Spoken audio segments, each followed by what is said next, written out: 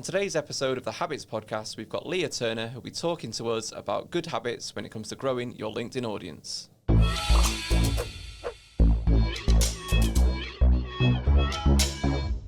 So Lea, there'll be some people watching this wondering what qualifies you to be our guest expert.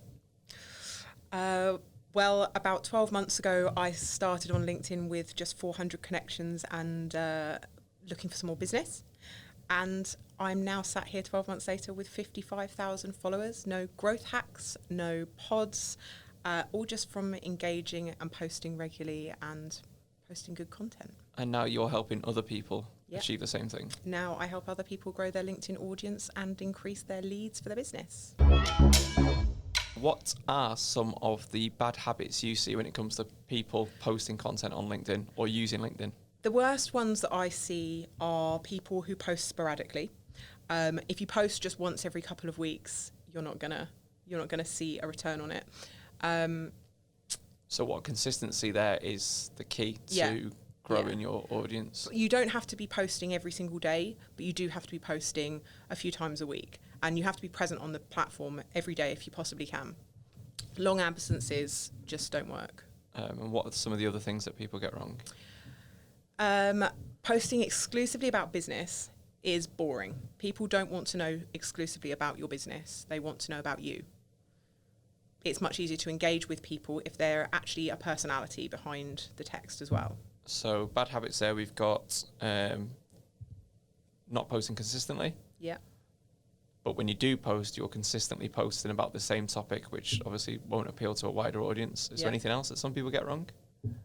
The third one that I would say would be the connect and pitch. If you're just on there connecting with people and immediately sending them a cold pitch into their inbox, they're just going to disconnect or ignore your message.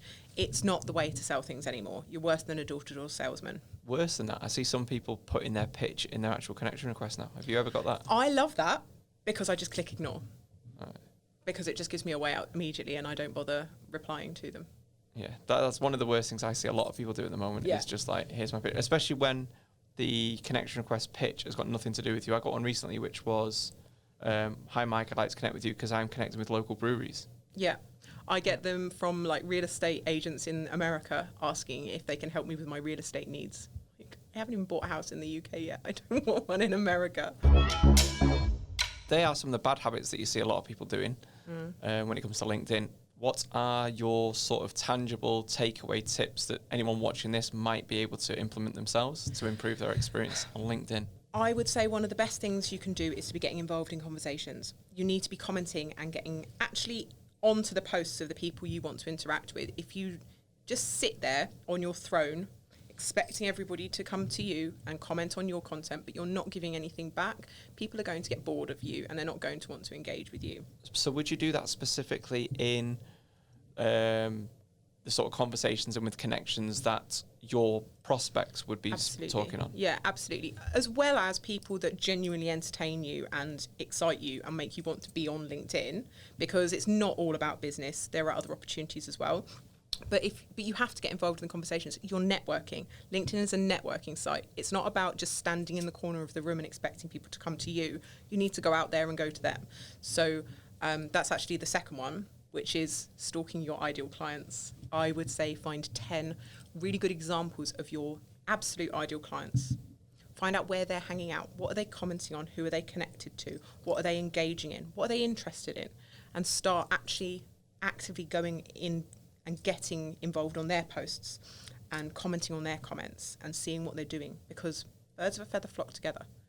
If you're finding them, they're going to be connected to lots of other people like them who are also more likely to be your ideal clients. In my last business, I made a list of 200 companies that I wanted to work for. Yeah.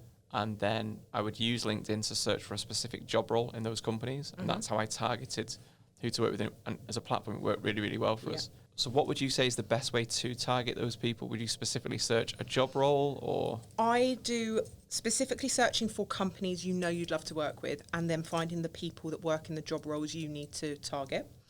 Using hashtags, not the hashtags of what you do, the hashtags of who you want to work with.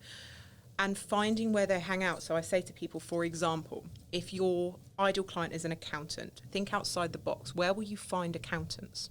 Go to the Xero page, go to Sage, QuickBooks, go to other financial pages. You will find accountants engaging on that content because they're the ones that use that software or read that magazine, for example.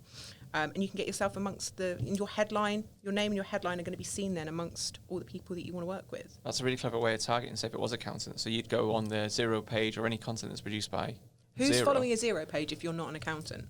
Boring. No one. Yeah, exactly. So where are you going to find all the accountants? That's a really good tip. And your final tip? Have fun.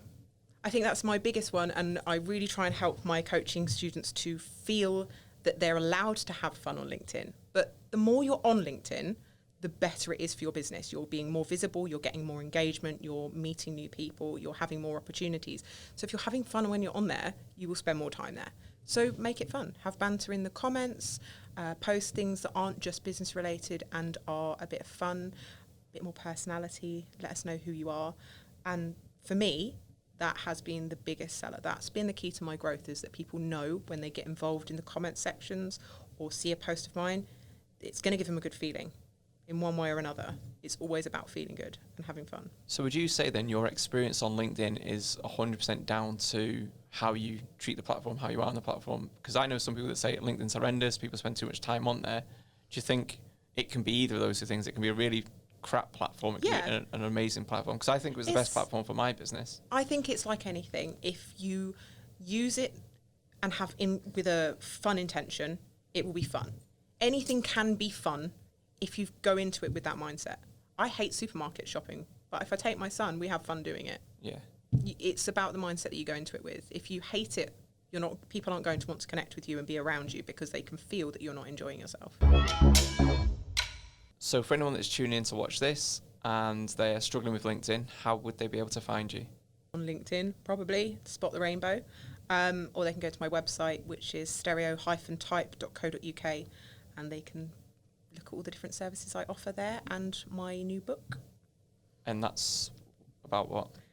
My book's just got a load of suggestions for content for people that really struggle, so that they can flick through it on a day when they've got no ideas and pick something. It's got content prompts, it's got loads of leading questions, how to make it engaging.